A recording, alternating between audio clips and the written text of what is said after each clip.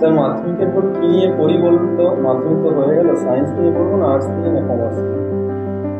তোমার তিনটে ভাবনার মধ্যে বেশ জটিলতা রয়েছে। কোনোটা বিজ্ঞান, কোনোটা অর্থনীতি, আর কোনোটা শিল্প। কাকু সায়েন্স ভালো না আর্টস ভালো? তুই যদি সায়েন্স নিয়ে পড়তে পারিস কাটতে পারিস তাহলে ভালো, তা নাহলে আর্টসই ভালো। করি যেটা তুমি সবচেয়ে বেশি ভালোবাসো এবং যেটাতে তুমি সবচেয়ে বেশি স্বাচ্ছন্দ্য সেটা পড়াই ভালো।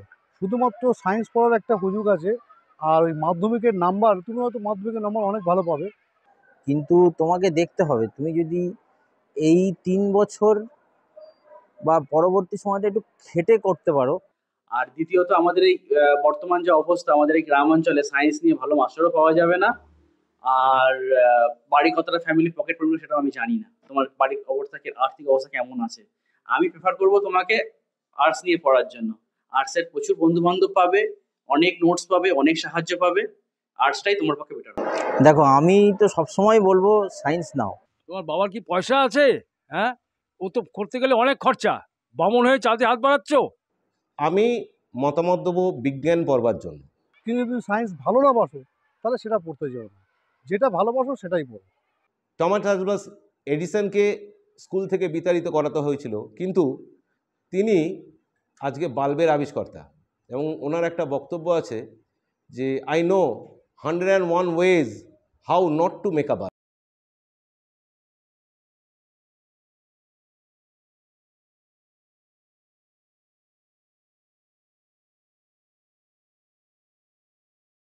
কিন্তু ডিসাইড করতে পারছো না যে কি করবে।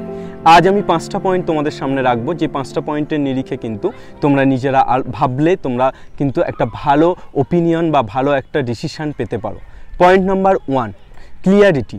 তোমাকে ভাবতে হবে যে তুমি যে সাবজেক্টটা নিয়ে পড়তে চাইছো, অর্থাৎ সায়েন্সের সাবজেক্ট, সেইটা পড়ে তুমি কোন জায়গায় নিজেকে দেখতে চাও, অর্থাৎ তোমার ক্লিয়ারনেসটা আছে কিনা, তুমি এই সায়েন্সের সাবজেক্টগুলো নিয়ে ভবিষ্যতে কি করতে চাও, এই ক্লিয়ারিটিটা থাকা কিন্তু সবচেয়ে আগে ইম্পর্টেন্ট। Point number 2, interest. অর্থাৎ তুমি সায়েন্সের subject math, physics, chemistry, biology, এই সাবজেক্টগুলো নিয়ে তুমি যে পড়তে চাইছো, তোমার আদৌ কি এই সাবজেক্টগুলোতে ইন্টারেস্ট আছে?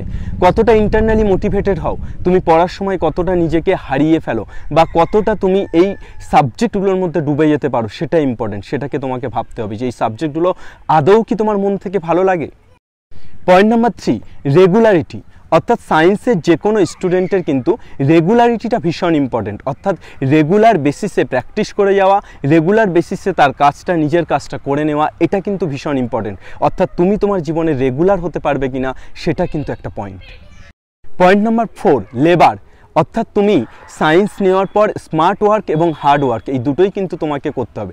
সুতরাং বেসিক্যালি তোমাকে লেবার দিতে হবে। অর্থাৎ তুমি সায়েন্সের সাবজেক্টগুলো কিন্তু লেবার দিয়ে তোমাকে পড়তে হবে, টাইম মেনটেন করে পড়তে হবে। এই জায়গাতে তুমি দেখো যে তুমি কতটা লেবার দিতে পারো নিজেকে, বা তুমি কতটা পরিশ্রমী, এটা খুব ইম্পর্টেন্ট। Point number 5, determination. অর্থাৎ তোমার কিন্তু যে জয়েন্ট ক্র্যাক করতে চাইলে, বা তুমি যদি ইঞ্জিনিয়ার হতে চাও, তাহলে সেই জয়েন্ট ক্র্যাক না করা পর্যন্ত কিন্তু তোমাকে হার্ড অ্যান্ড সোল লেবার দিয়ে যেতে হবে। অর্থাৎ তোমাকে সেই পর্যন্ত খেটে যেতে হবে, তার আগে কিন্তু নিজেকে হারিয়ে ফেললে হবে না।